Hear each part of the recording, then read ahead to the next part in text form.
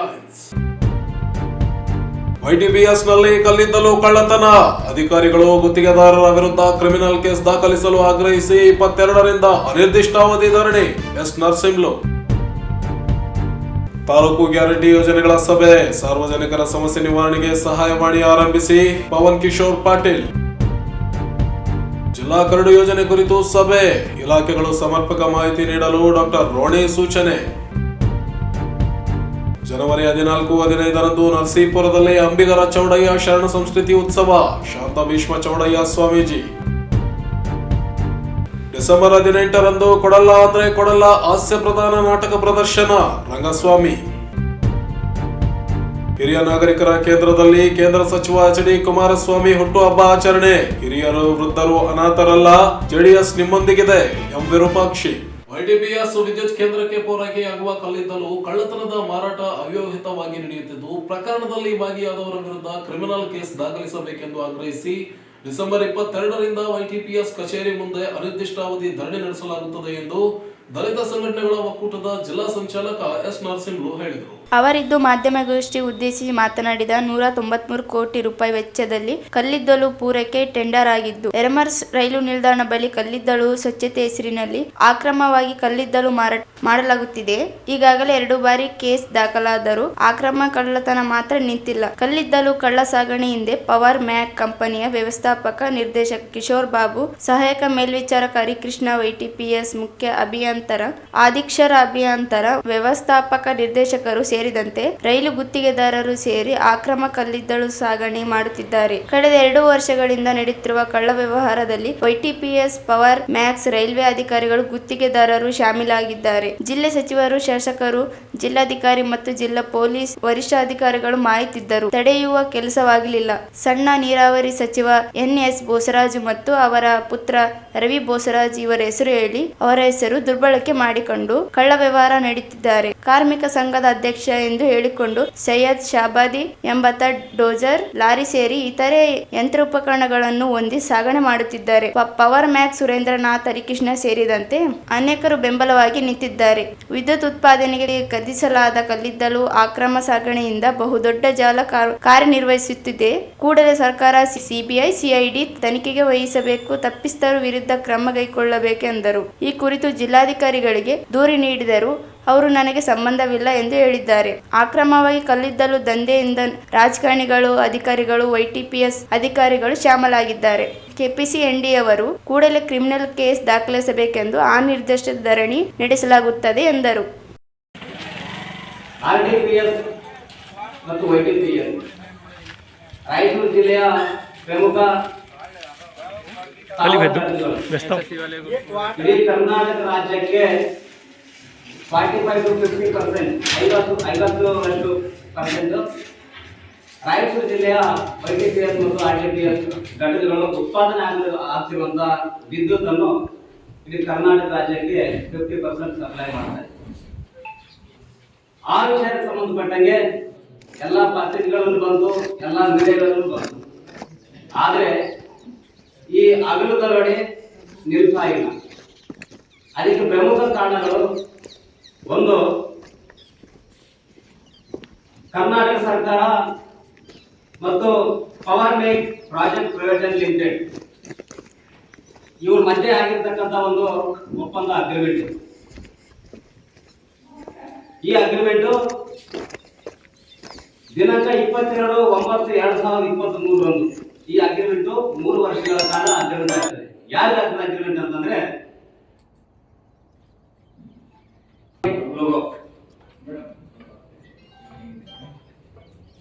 ಇದು ನಮ್ಮ YTPSನ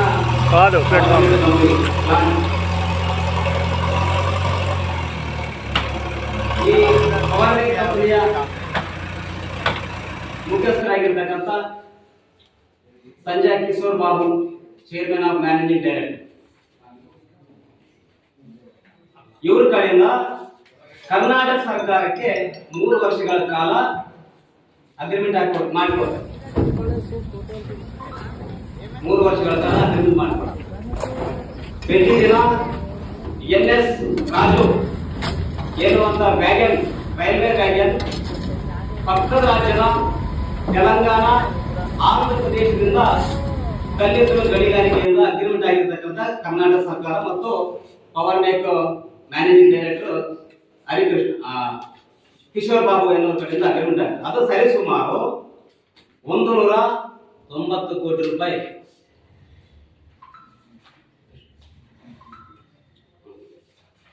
ಎರಡು ವ್ಯಾಗನ್ಗಳು ಬರ್ತವೆ YTPS. ಅದರಲ್ಲಿ ಆ ವ್ಯಾಗನ್ನಲ್ಲಿ ಬರುವಂತ ಕಲ್ಲಿದ್ದಲು ಸಂಪೂರ್ಣವಾಗಿ ಆ ಕಾರ್ಯನಿರ್ವಹಣೆ ಮಾಡುವಂತ ಅಧಿಕಾರಿಗಳು government of Karnataka Yaragal thermal power plant. ಈ ಸಂದರ್ಭದಲ್ಲಿ ರಾಜ್ಯ ಸಂಚಾಲಕ LV ಸುರೇಶ್, ಹನುಮೇಶ್ ಆರೋಳಿ, ಹನುಮೇಶ್ ಬೇರಿ, ಶಕ್ರುದ್ದೀನ್ ಅಲಿ, ಅಹಮದ್ ಬಿನ್ನಣ್ಣ, ಚಿದಾನಂದ್ ಸೇರಿ ಅನೇಕರಿದ್ದರು. ಪಂಚ ಗ್ಯಾರಂಟಿ ಯೋಜನೆಗಳ ಕುರಿತು ಸಂಬಂಧಿಸಿದ ಇಲಾಖೆಗಳಲ್ಲಿ ಸಾರ್ವಜನಿಕರಿಗೆ ಮಾಹಿತಿ ನೀಡಲು ಹೆಲ್ಪ್ ಡೆಸ್ಕ್ ಆರಂಭಿಸಿದಲ್ಲಿ ಸಾರ್ವಜನಿಕರಿಗೆ ಅನುಕೂಲವಾಗಲಿದೆ. ವಾರದೊಳಗೆ ಮಾಡಬೇಕು ಎಂದು ಇಲಾಖೆ ಅಧಿಕಾರಿಗಳಿಗೆ ಪಂಚ ಗ್ಯಾರಂಟಿ ಯೋಜನೆ ಸಮಿತಿ ತಾಲೂಕು ಅಧ್ಯಕ್ಷ ಪವನ್ ಕಿಶೋರ್ ಪಾಟೀಲ್ ಹೇಳಿದರು. ಅವರಿಂದು ನಗರದ ತಾಲೂಕು ಪಂಚಾಯತ್ ಸಭಾಂಗಣದಲ್ಲಿ ಪಂಚ ಗ್ಯಾರಂಟಿ ಯೋಜನೆ ಪ್ರಗತಿ ಪರಿಶೀಲನೆ ಸಭೆಯ ಅಧ್ಯಕ್ಷ ವಹಿಸಿ ಮಾತನಾಡಿದರು. ಪಂಚ ಗ್ಯಾರಂಟಿಯಲ್ಲಿ ಗೃಹಲಕ್ಷ್ಮಿ ಯೋಜನೆಯ ರಾಜ್ಯದಲ್ಲಿ ಜಿಲ್ಲೆಯ 5ನೇ ಸ್ಥಾನದಲ್ಲಿದೆ. ಜಿಲ್ಲೆಯಲ್ಲಿ ಈವರೆಗೂ 4,37,127 ಫಲಾನುಭವಿಗಳು ಯೋಜನೆಯ ಲಾಭ ಪಡೆದುಕೊಂಡಿದ್ದಾರೆ. 8,924 ಫಲಾನುಭವಿಗಳು ಪೆಂಡಿಂಗ್ ಉಳಿದುಕೊಂಡಿದೆ. ತ್ವರಿತಗತಿಯಲ್ಲಿ ಅರ್ಜಿಗಳ ವಿಲೇವಾರಿ ಮಾಡಬೇಕೆಂದು ತಿಳಿಸಿದರು. ತಾಲೂಕಿನಲ್ಲಿ ಈವರೆಗೂ 3,000 ಅರ್ಜಿಗಳ ವಿಲೇವಾರಿ ಬಾಕಿ ಉಳಿದುಕೊಂಡಿವೆ. ಸರ್ವರ್ ತೊಂದರೆಯಿಂದಾಗಿ ನಿಧಾನಗತಿಯಲ್ಲಿ ಸಾಗುತ್ತಿದ್ದು ಅರ್ಜಿಗಳ ವಿಲೇವಾರಿ ಸೂಚನೆ ನೀಡಿದರು. ಗೃಹ ಜ್ಯೋತಿ ಯೋಜನೆಯಡಿಯಲ್ಲಿ 1,07,781 ಫಲಾನುಭವಿಗಳಾಗಿ ಯೋಜನೆ ಲಾಭ ಪಡೆದುಕೊಂಡಿದ್ದಾರೆ. 93,149 ಫಲಾನುಭವಿಗಳು ಅರ್ಜಿಗಳನ್ನು ಸ್ವೀಕೃತಗೊಂಡಿವೆ. ಒಟ್ಟು 125.51 ಕೋಟಿ ಅನುದಾನ ಭರಿಸಲಾಗಿದೆ. ಅನ್ನಭಾಗ್ಯ ಯೋಜನೆಯಡಿಯಲ್ಲಿ ತಾಲೂಕಿನಲ್ಲಿ ಯುವ ನಿಧಿ ಯೋಜನೆಯಡಿಯಲ್ಲಿ ಈವರೆಗೂ 3,365 ಪದವಿ ವಿದ್ಯಾರ್ಥಿಗಳಿಗೆ, 586 ಡಿಪ್ಲೊಮಾ ವಿದ್ಯಾರ್ಥಿಗಳಿಗೆ 91,97,400 ರೂಪಾಯಿ ಖಾತೆಗೆ ಜಮಾ ಮಾಡಲಾಗಿದೆ ಎಂದರು. ತಾಲೂಕು ವ್ಯಾಪ್ತಿಯಲ್ಲಿ ಪಂಚ ಗ್ಯಾರಂಟಿ ಯೋಜನೆ ಸಂಭವಿಸಿ ಎಲ್ಲ ಇಲಾಖೆಗಳಲ್ಲಿ ಸರ್ವರಿಗೂ ದೂರು ಮತ್ತು ಯೋಜನೆ ಮಾಹಿತಿ ನೀಡಲು ಹೆಲ್ಪ್ ಡೆಸ್ಕ್ ಆರಂಭಿಸಬೇಕು. ಇದರಿಂದಾಗಿ ಬಂದವರಿಗೆ ಮಾಹಿತಿ ನೀಡಲು ಅನುಕೂಲವಾಗಿದೆ. ವಾರದೊಳಗೆ ಹೆಲ್ಪ್ ಡೆಸ್ಕ್ ನಾಮಫಲಕ ಹಾಕಬೇಕು ಎಂದು ಸೂಚನೆ ನೀಡಿದರು. ನಮ್ಮ ತಾಲೂಕದಲ್ಲಿ ಕ್ಲಿಯರ್ ಆಗಿದೆ,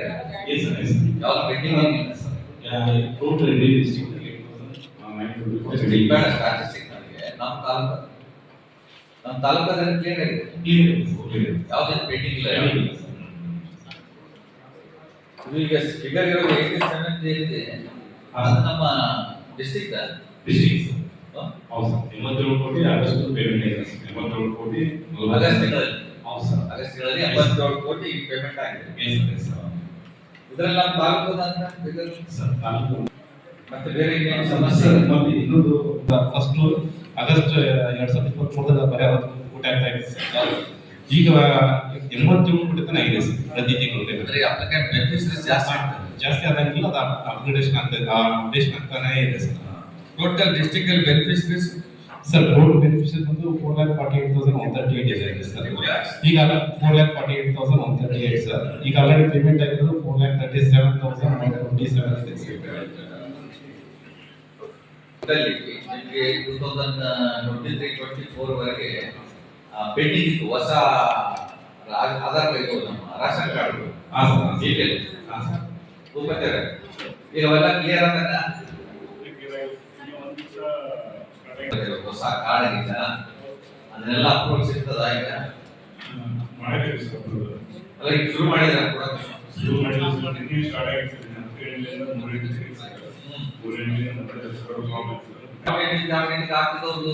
ಕ್ಲಿಯರ್ ಮಾಡ್ತಾ ಇದ್ರೆ ಸರ್ 21ರಿಂದ 24 ಮಾಡಿದ್ದೀವಿ ಸರ್. ಅಲ್ಲಲ್ರಿ ಯಾವ ಇಯರ್ ಅಪ್ಲಿಕೇಶನ್ 2021ರಿಂದ ಪೆಂಡಿಂಗ್ ಇದೆ ಸರ್. 24 ಮಾಡಿದ್ದೀವಿ ಸರ್. 24 ವರೆಗೆ ಈಗ ಯಾರ್ಯಾರು ವೇಟಿಂಗ್ ಅಲ್ಲಿ ಹೊಸ ಕಾರ್ಡ್ಗೆ ಎಲ್ಲ ಅಪ್ಲೋಡ್ ಕೊಡಂತ ಸರ್ಕಾರ ಈಗ ಆಲ್ರೆಡಿ ಆದೇಶ ಮಾಡಿದೆ. ಹೌದು ಸರ್. ಆ ತರ ಎಷ್ಟಿದಾವೆ ನಮ್ಮ ತಾಲೂಕಲ್ಲಿ ಅಪ್ಲಿಕೇಶನ್ ಪೆಂಡಿಂಗ್ 3,000 ಹೌದು ಸರ್. 24 ವರೆಗೆ ಮತ್ತೆ 25 ಇಲ್ಲ. ಈಗ ಅದಂತೂ 25 ಬರಲ್ಲ. ನಾವು ಕೊಡ್ತಾ ಇದ್ದೀವಾಗ 2021ರಿಂದ 24 ಅಪ್ಲೋಡ್ ಕೊಡ್ತಾ ಇದ್ದೀವಿ. ಗ್ರಾಮಾಂತರ 3,000 ನಗರದ 21ರಿಂದ 24 ವರೆಗೆ ಎಷ್ಟು ಜನ ಹೊಸ ಕಾರ್ಡಿಗೆ ಅಪ್ಲೈ ಮಾಡಿದ್ದು ಎಷ್ಟು ಜನ ಅಪ್ರೂವಲ್ ಸಿಕ್ಕಿದೆ ಅಂತ ನನಗೆ ಡಾಟಾ ಬೇಕು ಕರೆಕ್ಟ್ ಆಗಿ ಮುಂದಿನ ಸಮಯದಲ್ಲಿ ಮಾಡಿಸ್ಬೇಕು. ಯಾಕಂದ್ರೆ ಅದು ಯಾರ್ಯಾರಿಗೆ ಅಪ್ರೂವಲ್ ಸಿಕ್ಕ ಮೇಲೆ ಮತ್ತೆ ಅವು ಗೃಹಲಕ್ಷ್ಮಿ ಅಪ್ಲೈ ಮಾಡ್ತಾರೆ, ಮತ್ತೆ ಸಂಖ್ಯೆ ಜಾಸ್ತಿ ಆಗ್ತದೆ ಬೆನಿಫಿಷರೀಸ್. ಹಾಗಾಗಿ ಒಂದು ಕನೆಕ್ಟೆಡ್ ಆಗೋದು. ಸೊ ಆದಷ್ಟು ಬೇಗ ಅಪ್ರೂವಲ್ ಕೊಡ್ರಿ. ಯಾವಾಗ ಮುಗಿತದೆ ಪ್ರೋಸೆಸ್ ಅಪ್ರೂವಲ್ ಕೊಡೋದು?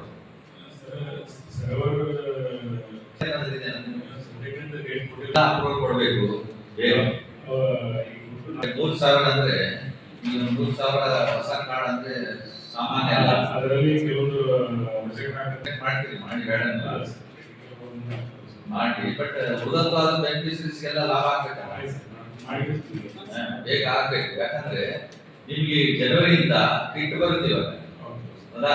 ಈಗ ಬರೀ ಅಕ್ಕಿ ಅಲ್ಲ, ನಿಮ್ಗೆ ಅದರಲ್ಲಿ ಬೇಳೆ, ಎಣ್ಣೆ, ಸಕ್ಕರೆ 3 ಅಂತ ಆಗಿರೋದ್ರಿಂದ ನಿಮ್ ಜವಾಬ್ದಾರಿ ಇದೆ. ಈ ತಿಂಗಳಲ್ಲಿ ಎಲ್ಲ ನೀವು ಕೊಟ್ಬಿಟ್ರೆ ಡಿಸೆಂಬರ್ ಮುಗಿಸಿದ್ರೆ ಈ ಪಾಪ ಇವೆಲ್ಲ 3,000 ಹೊಸ ಕಾರ್ಡ್ ಆಗಿರ್ತಾರೆ ಬೆನಿಫಿಷರೀಸ್, ಅವ್ರೆಲ್ಲರೂ ಇಟ್ಟರೆ ಎಲಿಜಿಬಲ್ ಆಗ್ತಾರೆ. ಅದನ್ನ ನೀವು ಸೀರಿಯಸ್ ತಗೋಬೇಕು. ಸರ್ವ ಸಮಸ್ಯೆ ಅಂತ ಕೂತ್ಕೊಳ್ಳೋದಲ್ಲ. ಇದು ಯಾವಾಗಲಿಂದ 2001 ಅಂದ್ರೆ ಸುಮಾರು 4 ವರ್ಷ ಬೆನಿಫಿಷರೀಸ್ ಕಾಯ್ತಾ ಇದ್ದಾರೆ. ಕಾರ್ಡ್ ಕೆಲವರು ಬೇರೆ ಮಾಡ್ಕೊಳ್ಳೋಕೆ ಮನೆ ಬೇರೆ ಆಗಿರುತ್ತೆ, ಅಥವಾ ಹೊಸ ಕಾರ್ಡ್ ಹಾಕಿರ್ತಾರೆ, ಹೊಸ ಸಂಸಾರ. ನೋಡ್ರಿ, ಈ ಡಿಸೆಂಬರ್ ಅಲ್ಲಿ ಮುಗಿಸಿದ್ರೆ ಅವರೆಲ್ಲ ನಮ್ಮ ಹೊಸ ಸ್ಕೀಮ್ ಅಲ್ಲಿ ಬರ್ತಾರೆ, ಫುಡ್ ಸ್ಕೀಟ್ ಅಲ್ಲಿ. ಹಾಗಾಗಿ ಇದನ್ನು ಸೀರಿಯಸ್ ತಗೋಬೇಕು. ಸರ್ವಗಿರರ ಅಂತಿಂತ ನೀವು ಅದನ್ನ ಹಗಲು ರಾತ್ರಿ ಅದನ್ನ ಕೆಲಸ ಮಾಡಿ ಇದೆಲ್ಲ ಜೀರೋ ಆಗಬೇಕು. 3,000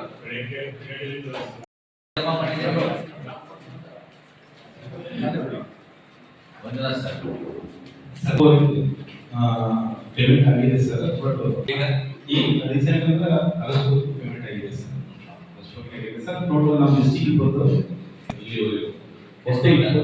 ಎಸ್ ಡಿಸ್ಟ್ರಿಕ್ಟ್ ಇಡೀ ಡಿಸ್ಟ್ರಿಕ್ಟ್ ಹಾಂ 4,02,454 ಸರ್. ಸ್ಯಾಂಕ್ಷನ್ 4,04,186 ಅಂತ ತೋರಿಸ್ತಾ ಇದೆ ಸರ್. ಇದರಲ್ಲಿ ನಮ್ಮದು ಬೆನಿಫಿಷಿಯಲ್ ಖರ್ಚು 54,000 ಪೇಮೆಂಟ್ ಆಗಿದೆ ಸರ್. ಇದು ನಮ್ಮ ಅರ್ಜಿ ಹಾಕಿದವ್ರದ್ದು ಅರ್ಜಿ ಹೊಸ ಅರ್ಜಿ ಅದು ಬೇರೆ. ಅರ್ಜಿ ಹಾಕಿದವ್ರಿಗೆ ದುಡ್ಡು ಬರ್ತಾ ಇಲ್ಲ. ದಿನಕ್ಕೊಂದು 20 ಫೋನ್ ಬಂದ್ರೆ ಎಲ್ಲಿ ಕಳ್ಸೋಣ ನಾವು? ಬರೀ ಪಂಚ ಗ್ಯಾರಂಟಿ ನಮ್ಮ ಕಾಂಗ್ರೆಸ್ ಸರ್ಕಾರ ಐತಿ, ಪಂಚ ಗ್ಯಾರಂಟಿ ಮಾಡಿದ್ರೆ ಹೌದ್ರಿ, ಮಹಿಳೆಯರಿಗೆ ಏನ್ ಸವಲತ್ತು ಕೊಡೋದು? ಅಕ್ಕಿ ಬೇಳೆ ಅದನ್ನ ಕೊಡ್ತಾರ ಬಿಡ್ರಿ. ಇದು ರೊಕ್ಕ ಬರೋದು 2,000 ಅದನ್ನ ಬರೋಬಹುದು, ಓಲ್ಡ್ ಏಜ್ ಪೆನ್ಷನ್ ಬರೋಬಹುದು. ಇಂಥವು ಯಾವ ಏನಿಗೆ ಹೋಗ್ರಿ ಆ ರೊಕ್ಕ? ಅಟ್ಲೀಸ್ಟ್ ಇವ್ರು ಪರಿಶೀಲನೆ ಮಾಡ್ಬೇಕಲ್ಲ. ಯಾರ ಹತ್ರ ಕಳಿಸ್ಬೇಕು ನಾವು? ಯಾರ ಹತ್ರ ಹೆಣ್ಮಕ್ಳು ಬರ್ತಾರ? ನನಗೆ ಫೋನ್ ಮಾಡ್ತಾರ, ಎಲ್ಲೆಂದ ಕಳಿಸ್ತೀವಿ ಅವ್ರಿಗೆ? ಯಾವ ಆಫೀಸ್ ಮಾಡಿ, ಯಾರ ಆಫೀಸರ್ ಕುಂತಾರ ಅಂತ ತಗೊಂಡು ಅವ್ರ ಹತ್ರ ಹೋಗಿ ನಾನು ಹೋಗಮ್ಮ ಭೇಟಿಯಾಗ ಅಂತ ಹೇಳಿ ಏನಿಲ್ಲ. ಕರೆಂಟಿಂದು ಆ ಕರೆಂಟಿಂದನೂ ಅಷ್ಟೇ ಹೇಳ್ತೀನಿ, ಬಂದು ಕೇಸಿ ಪರಿಶೀಲನೆ ಮಾಡ್ರಿ. ಹೆಚ್ಚು ಬಿಲ್ ಬರಕತ್ತಾವ, ಆ ಬಿಲ್ ಎದಕ್ಕೆ ಬರಕತ್ತೈತೆ, ಆಮೇಲೆ ಅದು ಬಡವರಿಗೆ ಏನು ಇರ್ತಕ್ಕಂಥದ್ದು ಏನು ಲಿಮಿಟೆಡ್ ಏನು ಇರುತ್ತೆ ಅಷ್ಟು ಇನ್ವೆಂಟರ್ ಬಿಟ್ಟು ಕೇಸಿ ಮತ್ತೆ ಹೆಚ್ಚಿಗೆ ಬರಕತ್ತಾವ, ಬಂದು ಪರಿಶೀಲನೆ ಮಾಡ್ರಿ ಅಂತ ನನ್ನ ಮನೆಯಿಂದ ನಾನೇ ಹೇಳಿದ್ರೆ ನನ್ನ ಮನೆಗೆ ಬರಲಾರ್ದ ಬಡವ್ರ ಮನೆಗೆ ಏನು ಅಂತಾರೆ ಇವರು? ಬರೇ ನಾವು ಪಂಚ ಗ್ಯಾರಂಟಿ ನೋಡ್ರಿ, ನಮ್ಮದನ್ನ ಸರ್ಕಾರ ಜವಾಬ್ದಾರಿ ನಮ್ಮದನ್ನ ಐತೆ. ನಾಳೆ ನಮ್ಗಂದ್ರೆ ಬೇರೆ ಇಲ್ಲ, ಸರ್ಕಾರಕ್ಕಂದ್ರೆ ಬೇರೆ ಇಲ್ಲ. ಸರ್ಕಾರ ನಮ್ಗೆ ಎದಕ್ಕೆ ಮಾಡ್ಯಾರ? ನೀವೆಲ್ಲ ಪ್ರಾಬ್ಲಮ್ ಸಾಲ್ವ್ ಮಾಡಂತ ಮಾಡ್ಯಾರ. ನೀವು ಪ್ರಾಬ್ಲಮ್ ಸಾಲ್ವ್ ಮಾಡಲಿಲ್ಲ ಅಂದ್ರೆ ನಾವು ಸರ್ಕಾರಕ್ಕೆ ಏನು ಉತ್ತರ ಕೊಡೋದು, ಜನರಿಗೆ ಏನು ಉತ್ತರ ಕೊಡೋದು ನಾವು? ಈಗ ನಾಳೆ ಎಲೆಕ್ಷನ್ ಬರ್ತಾವ, ಚಪ್ಪಕ್ಕಿತ್ತು ನಮ್ಮ ಹೊಡಿತಾರ, ಮನೆ ಮುಂದೆ ಹೋದ್ರೆ ಏನಮ್ಮ ರೊಕ್ಕನ ಬರೋರು 2,000 ಬರೋ ಅದನ್ನ ಬರೋರು ಅಂತಾರ. ಏನು ನನಗೆ ನೋಡ್ರಿ ಸರ್, ನಾನು ಹೇಳಕತ್ತೀನಿ, ನನಗೆ ಆಗಲ್ಲ. ಪ್ರಾಬ್ಲಮ್ ಸಾಲ್ವ್ ಮಾಡ್ರಿ ಫಸ್ಟ್. ಈ ಹೆಲ್ಪ್ ಡೆಸ್ಕ್ ಆಫೀಸ್ ನಲ್ಲಿ ಮತ್ತೆ ಫುಡ್ ಆಫೀಸ್ ನಲ್ಲಿ ನಮ್ಮ ತಾಲೂಕಾ ಫುಡ್ ಆಫೀಸರ್ ಇರ್ತದೆ, ರೇಡಿ ಆಫೀಸ್ ಅಲ್ಲಿ. ಮೇಡಮ್, ನಿಮ್ಮೊಂದು ವಾರದೊಳಗಡೆ ನನಗೆ ಹೆಲ್ಪ್ ಡೆಸ್ಕ್ ಸ್ಟಾರ್ಟ್ ಮಾಡಬೇಕು. ಅಲ್ಲಿ ಒಂದು ಸಣ್ಣ ಬೋರ್ಡ್ ಹಾಕಿ, ಏನಂತ ನಿಮ್ಮ ಫುಡ್ಗೆ ಸಂಬಂಧಪಟ್ಟಿದ್ದು ಏನಾದ್ರು ಇಶ್ಯೂ ಇದ್ರೆ ಅಲ್ಲಿ ಅಡ್ರೆಸ್ ಮಾಡಕ್ಕೆ ಒಂದು ಹೆಲ್ಪ್ ಡೆಸ್ಕ್ ಅಂತ ಇರಬೇಕು. ಎಲ್ಲ ಆಫೀಸ್ ನಲ್ಲಿ ಅದು ಇರಲೇಬೇಕು. ಬಟ್ ನಾವು ಹೇಳ್ತಿರೋದು, ಈಗ ಸದಸ್ಯರು ಹೇಳ್ತಾ ಇದಾರ, ಏನ್ ಹೇಳ್ತಾ ಇದಾರೆ, ಬಂದಂತ ಮಹಿಳೆಯರಿಗೆ ಏನಾದ್ರು ಬರ್ತಾ ಇರಬೇಕು, ಏನಾದ್ರು ಕ್ರಾಸ್ ಚೆಕ್ ಮಾಡ್ಬೇಕಂದ್ರೆ ಎಲ್ಲಿ ಹೋಗ್ಬೇಕು, ಏನ್ ಮಾಡ್ಬೇಕು, ಹೌದಾ? ಸೊ ಏನಾಗಿದೆ, ನಾವೊಂದು ಹೆಲ್ಪ್ ಡೆಸ್ಕ್ ಮಾಡ್ಬಿಟ್ರೆ ನಿಮ್ಮ ಆಫೀಸ್ ಬಂದ ಯಾರು ಕೂತ್ಕೊಂಡ್ರೆ ಅದ್ರ ಬಗ್ಗೆ ಹೇಳ್ತಾರೆ, ಮಾಹಿತಿ ಕೊಡ್ತಾರೆ. ಅದೇ ತರ ಜಸ್ಟಮ್ ನಲ್ಲಿ ಗೃಹ ಜ್ಯೋತಿ ಒಂದು ಯಾವ್ದೋ ಒಂದು ಹೆಲ್ಪ್ ಡೆಸ್ಕ್ ನೀವು ಒಂದು ಶುರು ಮಾಡ್ಬೇಕು ಸರ್. ಅಲ್ಲಿ ಏನಾಗುತ್ತೆ, ನಾವು ಯಾರಿಗೆ ಕೊಡ್ಬೇಕು? ಬಿಲ್ ತಗೊಂಡು ಬಂದು ನಮ್ಮ ಆಧಾರ್ ಕಾರ್ಡ್ ತಗೊಂಡು ಬಂದು ಯಾರಿಗೆ ಕೊಡ್ಬೇಕಲ್ಲಿ, ಹೌದಾ? ಇದು ಹೊಸ ಸ್ಕೀಮ್. ಈಗ ತೊಂದರೆ ಆಗ್ತದೆ, ಅವ್ನು ಅಲ್ಲೋಗು ಇಲ್ಲೋಗು, ಇದೆಲ್ಲ ಕನ್ಫ್ಯೂಷನ್ ಆಗುತ್ತೆ.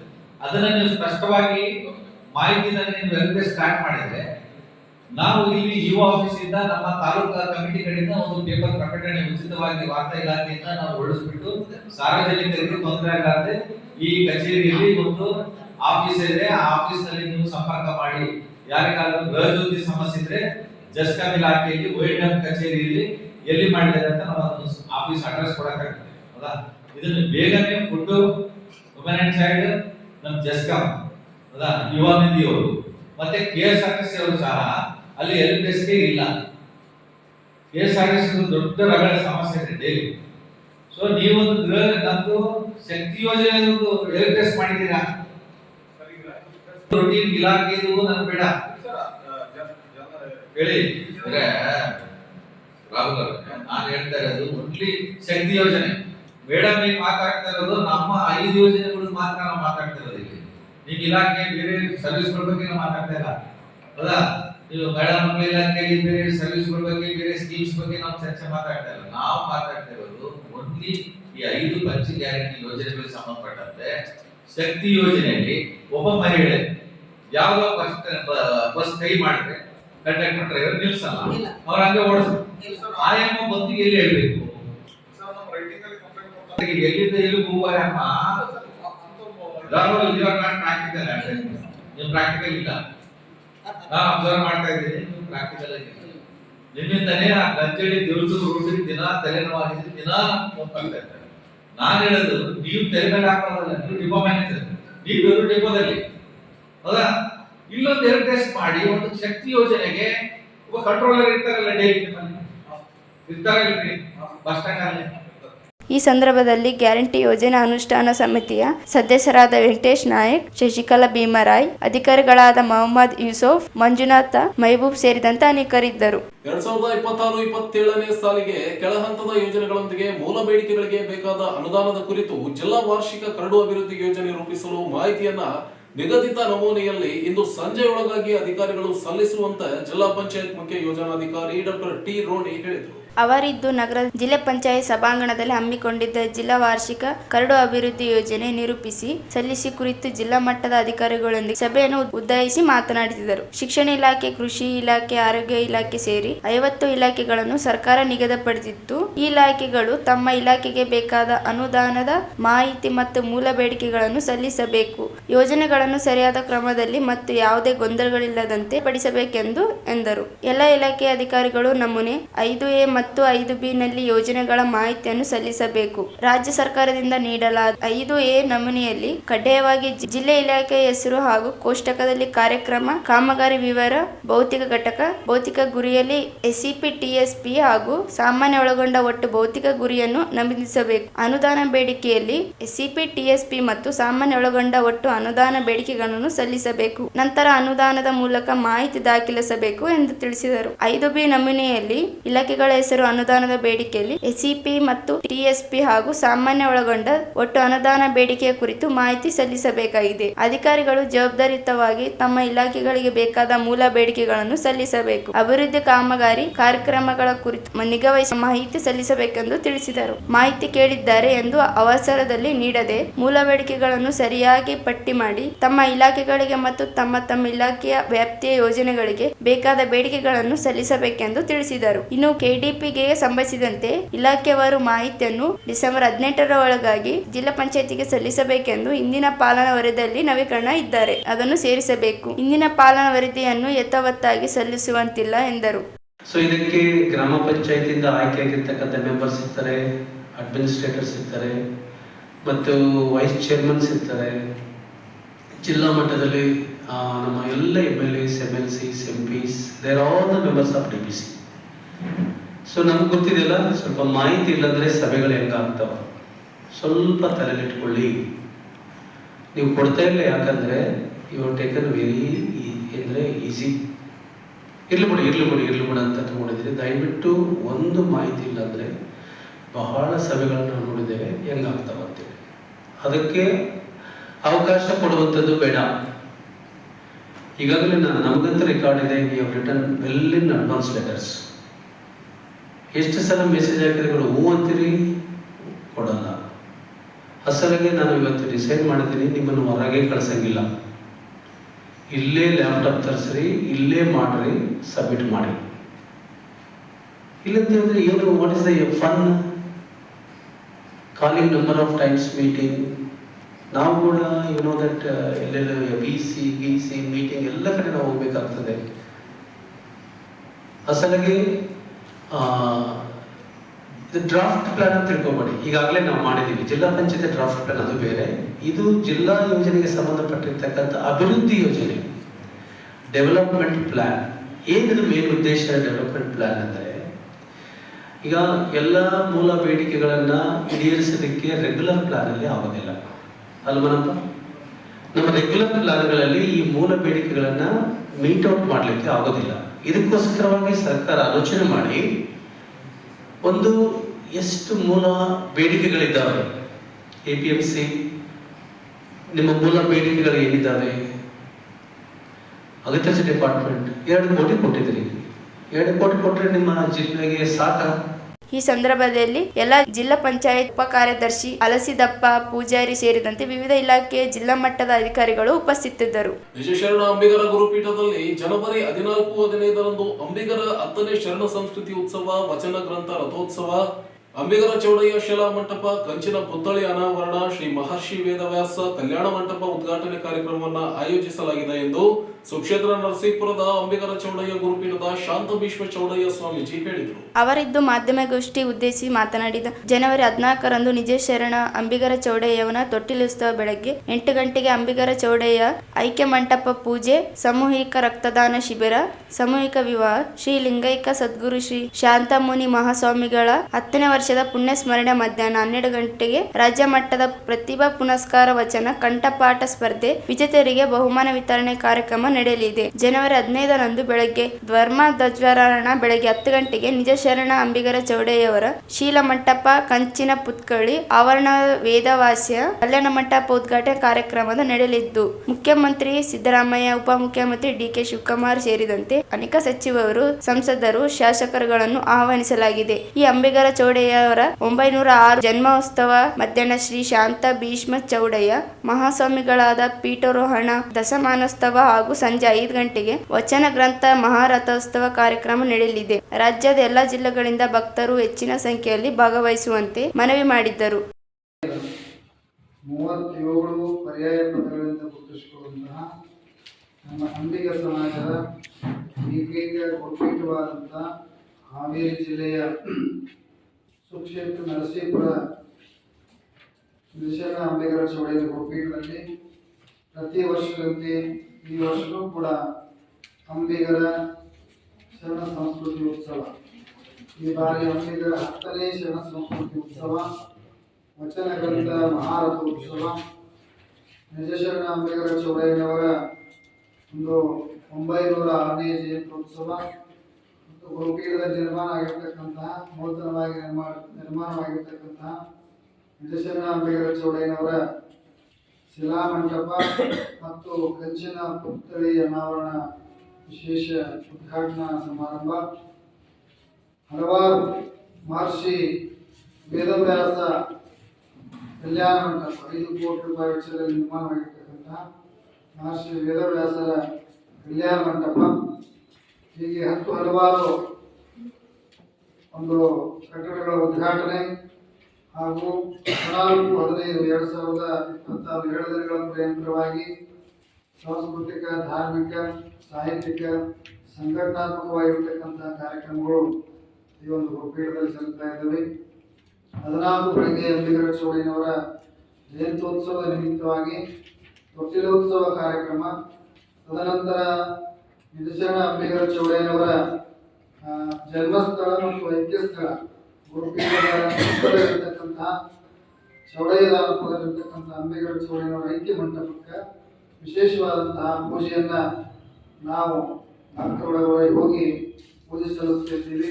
ಈ ಸಂದರ್ಭದಲ್ಲಿ ಗಂಗಾ ಮಾತೆ ಸಮಾಜ ಜಿಲ್ಲಾಧ್ಯಕ್ಷ ಕೆ ಶಾಂತಪ್ಪ, ಕೆ ಶರಣಪ್ಪ, ಕಡಗೋಳ ಆಂಜನೇಯ, ಕಡಗೋಳ ಶರಣಪ್ಪ, ಜಂಬಣ್ಣ ನಿಗೋಗಲ್, ವೀರೇಶ ಹೊನ್ನಪ್ಪ ಅನೇಕರಿದ್ದರು. ರಂಗಸಿರಿ ಸಾಂಸ್ಕೃತಿಕ ಕಲಾ ಬಳಗದಿಂದ ಡಿಸೆಂಬರ್ 18ರಂದು ನಗರದ ಪಂಡಿತ್ ಸಿದ್ದರಾಮ ಜಂಬಲ್ದಿನ್ನಿ ರಂಗಮಂದಿರದಲ್ಲಿ ದಾರಿಯೋಗು ಅವರ ಕೊಡಲ ಅಂದ್ರೆ ಕೊಡಲ ನಾಟಕ ನಿರ್ದಿಗಂತ ತಂಡದಿಂದ ಪ್ರದರ್ಶನಗೊಳ್ಳಲಿದೆ ಎಂದು ಬಳಗದ ಅಧ್ಯಕ್ಷ ರಂಗಸ್ವಾಮಿ ಹೇಳಿದರು. ಅವರಿದ್ದು ಮಾಧ್ಯಮಗೋಷ್ಠಿ ಉದ್ದೇಶಿಸಿ ಮಾತನಾಡಿದ ಶಕೀಲ್ ಅಹಮದ್ ನಿರ್ದೇಶನ, ಪರಿಕಲ್ಪನೆ ಮತ್ತು ವಿನ್ಯಾಸದಲ್ಲಿ ನಾಟಕ ಸಂಜೆ 6:30ಕ್ಕೆ ಉಚಿತ ಪ್ರದರ್ಶನ ನಡೆಯಲಿದೆ. ಕಾರ್ಯಕ್ರಮದ ಸಾನ್ನಿಧ್ಯವನ್ನು ಓಂ ಸಾಯಿ ಜ್ಞಾನ ಮಂದಿರ ದರ್ಶಕ ಸಾಯಿ ಕಿರಣ ಆದೋನಿ ವಹಿಸಲಿದ್ದಾರೆ. ಬಿಜೆಪಿ ಜಿಲ್ಲಾ ಪ್ರಧಾನ ಕಾರ್ಯದರ್ಶಿ ರವೀಂದ್ರ ಜಲ್ದಾರ್ ಉದ್ಘಾಟಿಸಲಿದ್ದಾರೆ.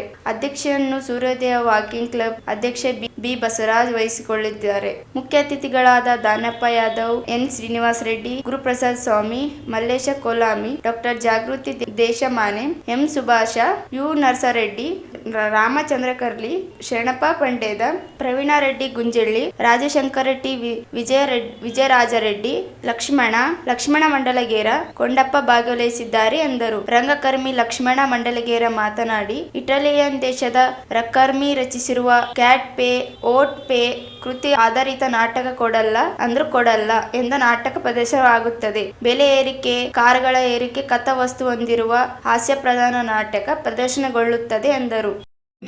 ರಂಗಸಿರಿ ಸಾಂಸ್ಕೃತಿಕ ಕಲಾ ಬಳಗ ಆಯೋಜಿಸುತ್ತಿರುವ ದಾರಿಯೋಫೋರ್ ಅವರ ಕಾಂಟ್ಪೆ ಊರ್ಪೆ. ದಾರಿಯೋಫೋ ಅನ್ನೋ ಒಬ್ಬ ಲೇಖಕ ಇಟಾಲಿಯನ್ ದೇಶದವರು. ಇಟಾಲಿಯನ್ ನಲ್ಲಿ ನೊಬೆಲ್ ಪ್ರಶಸ್ತಿ ಪುರಸ್ಕೃತರು ಕೂಡ ಆಗಿದ್ದಾರೆ.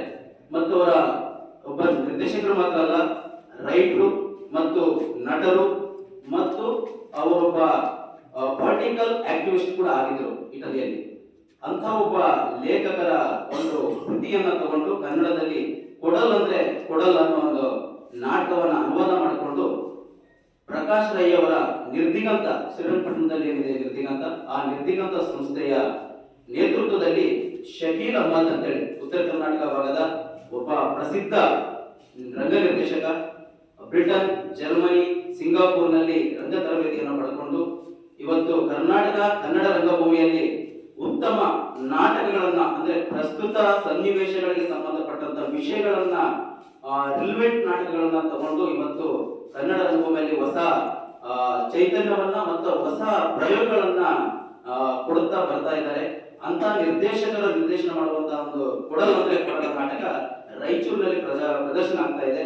ಈ ತರದ ನಾಟಕಗಳು ಬಹಳಷ್ಟು ಕಡಿಮೆ ಕನ್ನಡ ರಂಗಭೂಮಿಯಲ್ಲಿ. ಆದ್ರೆ ಇದೊಂದು ವಿಶಿಷ್ಟ ವಿಭಿನ್ನವಾದಂತಹ ನಾಟಕ. ಕೊಡಲ್ಲ ಅಂದ್ರೆ ಕೊಡಲ್ಲ ಅನ್ನೋ ನಾಟಕದ ಉದ್ದೇಶ ಏನಂತಂದ್ರೆ, ಇವತ್ತಿನ ಸರ್ಕಾರ ಪ್ರಜಾಪ್ರಭುತ್ವ ವ್ಯವಸ್ಥೆಯಲ್ಲಿ ಸರ್ಕಾರಗಳು ಜನಸಾಮಾನ್ಯರ ಮೇಲೆ ಏರುವಂತ ಏನು GST ಆಗಿರ್ಬೋದು ಅಥವಾ ಬೆಲೆ ಏರಿಕೆಗಳು ಏನೇನಿದಾವೆ, ಈ ತರದ ಸಮಸ್ಯೆಗಳಿಂದ ಜನಸಾಮಾನ್ಯರು ಯಾವ ರೀತಿ ಸಮಸ್ಯೆಗಳನ್ನು ಎದುರಿಸ್ತಾ ಇದ್ದಾರೆ ಅಂತ ಸಮಸ್ಯೆಗಳನ್ನ, ವಿಷಯಗಳನ್ನ ಇಟ್ಕೊಂಡು ಪ್ರಚಲಿತ ವಿದ್ಯಮಾನಗಳಿಗೆ ಅನುಗುಣವಾಗಿ ಕಟ್ಟಿರುವಂತ ಒಂದು ರಂಗರೂಪಕ ಇದು. ಅಂತ ಒಂದು ಹಾಸ್ಯ ನಾಟಕ ಇದು ಕೂಡ. ಆ ಹಾಸ್ಯ ಪ್ರಹಸನದ ಮೂಲಕ ವಿಷಯಗಳನ್ನ ಪ್ರಸ್ತುತಪಡಿಸ್ತಾ ಕೊನೆಗೆ ಒಂದು ಇವತ್ತಿನ ಪೊಲೀಸ್ ವ್ಯವಸ್ಥೆ ಕೂಡ ಯಾವ ರೀತಿ ಜನಸಾಮಾನ್ಯರ ಮೇಲೆ ದಬ್ಬಾಳಿಕೆಯನ್ನ ಮಾಡ್ತಾ ಇದೆ ಅದಕ್ಕೆ ತಂದು ನಿಲ್ಲಿಸಿ ಒಂದು ಸೀರಿಯಸ್ ಅಂತ ಜನಸಾಮಾನ್ಯರೇ ಎದ್ದೇಳುವಂತ ಒಂದು ಸಿಚುವೇಶನ್ ಅಲ್ಲಿ ನಾಟಕ ಎಂಡ್ ಆಗುತ್ತೆ. ಈ ರೀತಿಯಲ್ಲಿ ಒಂದು ಉತ್ತಮ ನಾಟಕ ಇದೆ. ರಾಯಚೂರು ರಂಗಾಸಕ್ತರು ಎಂದಿನಂತೆ ತಮ್ಮ ಪ್ರೀತಿಯ ಪೂರ್ವಕ ಬರುವಿಕೆ ಕೂಡ ನಮಗೆ ಕಲಾವಿದರಿಗೆ ಬಹಳ ಅವಶ್ಯಕತೆ ಇದೆ. ಹಾಗಾಗಿ ರಾಯಚೂರು ರಂಗಾಸಕ್ತರು ಆಗಮಿಸಿ.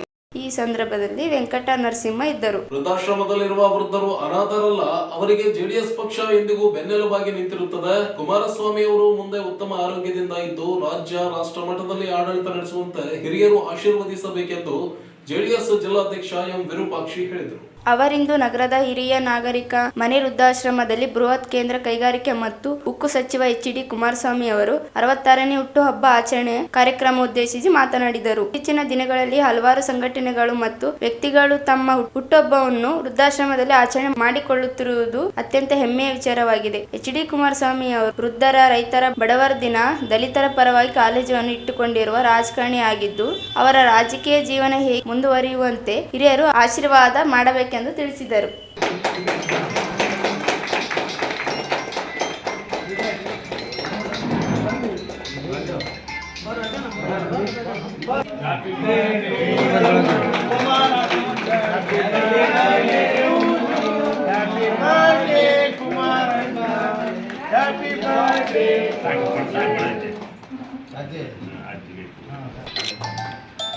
ಕುಮಾರಸ್ವಾಮಿ ಅವರಿಗೆ, ಕುಮಾರಸ್ವಾಮಿ ಅವರಿಗೆ, ಮಾಜಿ ಮುಖ್ಯಮಂತ್ರಿ ಕುಮಾರಸ್ವಾಮಿ ಅವರಿಗೆ, ಕೇಂದ್ರ ಸಚಿವ ಕುಮಾರಸ್ವಾಮಿ ಅವರಿಗೆ.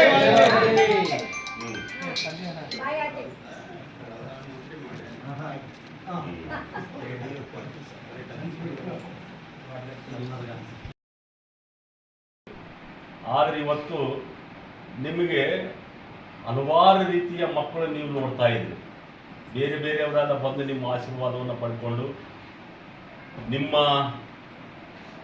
ಒಳ್ಳೆಯದನ್ನು ವಿಚಾರಣೆ ಮಾಡಿ ಚೆನ್ನಾಗಿರಬೇಕು ಅಂತಕ್ಕಂಥ ಮಾತಿನ ಹೇಳುವಂತಕ್ಕಂಥದ್ದನ್ನು ನಿಮ್ಮ ಮಕ್ಕಳು ನೀವು ಇಲ್ಲಿ ಅನಾಥರಲ್ಲ, ನೀವು ಆಶ್ರಮ ಅನಾಥಾಶ್ರಮ ಅನಾಥರಲ್ಲ, ನಿಮಗೆ ಆದಂಥ ಬೆಂಬಲ ಬಹಳಷ್ಟು ಇವತ್ತು ರಾಯಚೂರಿನಲ್ಲಿ ಸಿಗ್ತಾ ಇದೆ. ಒಳ್ಳೆಯ ರೀತಿಯಲ್ಲಿ ವೃದ್ಧಾಶ್ರಮವನ್ನು ನಡೆಸ್ಕೊಂಡು ಹೋಗ್ತಕ್ಕಂಥದ್ದನ್ನು ನೋಡ್ತಾ ಇದ್ದೀನಿ. ಹೆಚ್ಚು ಕಡಿಮೆ ಇಲ್ಲಿ ಎಲ್ಲ ಬರ್ತ್ಡೇಗಳು ಹುಟ್ಟುಹಬ್ಬಗಳು ಇಲ್ಲಿನೇ ಆಚರಣೆ ಮಾಡ್ಕೊಳ್ತಕ್ಕಂಥದ್ದನ್ನು ನಾವು ನೋಡ್ತಾ ಇದ್ದೀವಿ. ಈ ನಿಟ್ಟಿನಲ್ಲಿ ಇವತ್ತು ಕುಮಾರಸ್ವಾಮಿ ಅವರು ಕೂಡ ಬಡವರ ಪರವಾಗಿ, ರೈತರ ಪರವಾಗಿ, ವೃದ್ಧರ ಪರವಾಗಿ, ಅಂಗವಿಕಲರ ಪರವಾಗಿ, ದೀನ ದಲಿತರ ಪರವಾಗಿ ಅತಿ ಹೆಚ್ಚಿಗೆ ಕಾಳಜಿ ಇರ್ತಕ್ಕಂಥ ಕುಮಾರಸ್ವಾಮಿ ಅವರು ಬರ್ತ್ಡೇಯನ್ನು, ಹುಟ್ಟುಹಬ್ಬವನ್ನು ನಿಮ್ಮ ಮುಂದೆ ಆಚರಣೆ ಮಾಡ್ಕೊಳ್ತಕ್ಕಂಥದ್ದು ಬಹಳ ವಿಶೇಷವಾದಂಥ ಒಂದು ಸಂದರ್ಭ. ಈ ಸಂದರ್ಭದಲ್ಲಿ ನೀವೆಲ್ಲರೂ ಕೂಡ ಮಾನ್ಯ ಕುಮಾರಣ್ಣನವರ ಆರೋಗ್ಯ ಚೆನ್ನಾಗಿರಬೇಕು, ದೇಶ ಆಳಬೇಕು, ರಾಜ್ಯ ಆಳಬೇಕಂತಕ್ಕಂಥ ನಿಟ್ಟಿನಲ್ಲಿ ನೀವೆಲ್ಲ ಆಶೀರ್ವಾದ ಮಾಡಬೇಕು ಅಂತಕ್ಕಂಥ ನಿಟ್ಟಿನಲ್ಲಿ ತಂದೆ ತಾಯಿಯಂದರಿಗೆ ನಾನೆಲ್ಲರೂ ಕೂಡ ನಾನು ಮನವಿ ಮಾಡಿಕೊಳ್ತೀನಿ. ನಿಮ್ಮೆಲ್ಲರೂ ಕೂಡ ನೀವು ದಯವಿಟ್ಟು ಯಾವುದೇ ಇದನ್ನು ಚಿಂತೆ ಮಾಡಕ್ಕೆ ಹೋಗ್ಬೇಡಿ. ಈಗ ನಮ್ಮ ಗೆಳೆಯರು ಹೇಳ್ತಾ ಇದ್ರು, ಎಷ್ಟೋ ಜನ ಡಾಕ್ಟರ್ಸು ಒಳ್ಳೆ ನೌಕರದಾರ ಇದ್ರು ಕೂಡ ತಂದೆ ತಾಯಿಯನ್ನು ಬಿಟ್ಟು ಹೋಗಿರ್ತಕ್ಕಂಥದ್ದು ಬಹಳ ನೋವಾಗುತ್ತೆ. ನಾವು ಒಂದು ಸಲ ಮುಂದಿನ ದಿನಗಳು ನಾವು ಇಲ್ಲಿಗೆ ಬರ್ಬೋದು ಏನೋ ಅಂತಕ್ಕಂಥ ಆಸೆ ಕೂಡ ಆಗುತ್ತೆ. ಯಾಕಂತಂದರೆ ಹೇಳಲಿಕ್ಕಿಲ್ಲ, ಮಕ್ಕಳು ಹುಡ್ಸಿರ್ತೀವಿ, ಮಕ್ಕಳು ನೋಡಲಾರ್ದಂಥ ಸಂದರ್ಭದಲ್ಲಿ ಡಾಕ್ಟ್ರು ಇಂಜಿನಿಯರ್ಸ್ಗಳನ್ನ ಎಲ್ಲರೂ ಮಾಡ್ತೀವಿ. ಆ ಮಕ್ಕಳು ನೋಡಲಾರ್ದಂಥ ಸಂದರ್ಭದಲ್ಲಿ ನಾವು ಕೂಡ ಯಾವುದೋ ಒಂದು ವೃದ್ಧಾಶ್ರಮಕ್ಕೆ ಬಂದು ಸೇರ್ಕೊಳ್ತಕ್ಕಂಥ ಪರಿಸ್ಥಿತಿ ಮುಂದೆ ಬರ್ಬೋದೇನೋ ಅಂತಕ್ಕಂಥದ್ದು. ಈ ನಿಟ್ಟಿನಲ್ಲಿ ನಿಮ್ಮೆಲ್ಲರ ಆಶೀರ್ವಾದ ನಮ್ಮ ಕುಮಾರಣ್ಣನವರಿಗೆ ಮತ್ತು ನಮಗೆ ಇರಬೇಕಂತಕ್ಕಂಥ ಮಾತನ್ನು ಹೇಳಿ ನೀವು ಮತ್ತೊಂದು ಸಲ ನಿಮ್ಮ ಹತ್ರ ಮನವಿ ಮಾಡಿಕೊಳ್ತೀನಿ. ನಿಮಗೆ ರಾಯಚೂರಿನಲ್ಲಿ ಹಲವಾರು ಜನ ನಿಮ್ಮ ಹತ್ರ ಬಂದು ಮತ್ತೆ ಹುಟ್ಟುಹಬ್ಬವನ್ನು ಆಚರಣೆ ಮಾಡಿಕೊಂಡು ಕಾರ್ಯಕ್ರಮ ಮಾಡಿಕೊಳ್ಳೋ ಮೂಲಕ ನೀವೇ ನಮ್ಮ ತಂದೆ ತಾಯಿ ಅಂತೇಳಿ ತಿಳ್ಕೊಂಡು ನಾವು ಹೋಗ್ತೀವಿ.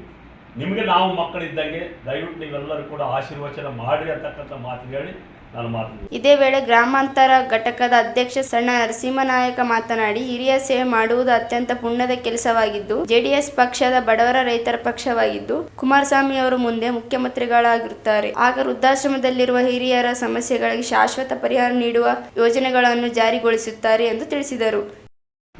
ಹೋದ ವರ್ಷನೂ ನಾವು ಇಲ್ಲೇ ಮಾಡಿದ್ವಿ, ಈ ವರ್ಷನೂ ಇಲ್ಲೇ ಮಾಡಬೇಕಂತ ಒಂದು ನಿರ್ಧಾರ ಮಾಡಿ ನಮ್ಮ ಮಾರ್ಯಪ್ಪ ಅವರಿಗೆ ನಿನ್ನೆ ನಾವು ತಿಳಿಸಿದ್ವಿ. ಯಾಕಂದರೆ ವೃದ್ಧಾಶ್ರಮದಾಗ ನಾವು ಎಲ್ಲರೂ ಬಂದು ಮಧ್ಯಾಹ್ನ ಊಟದ ವ್ಯವಸ್ಥೆ ಎಲ್ಲ ಮಾಡಿ ಇಲ್ಲೇ ನಾವು ಅವ್ರ ಜೊತೆಗಿದ್ದು ಊಟ ಮಾಡಿಕೊಂಡು ಹೋಗ್ಬೇಕಂತೇಳಿ ಬಂದೀವಿ.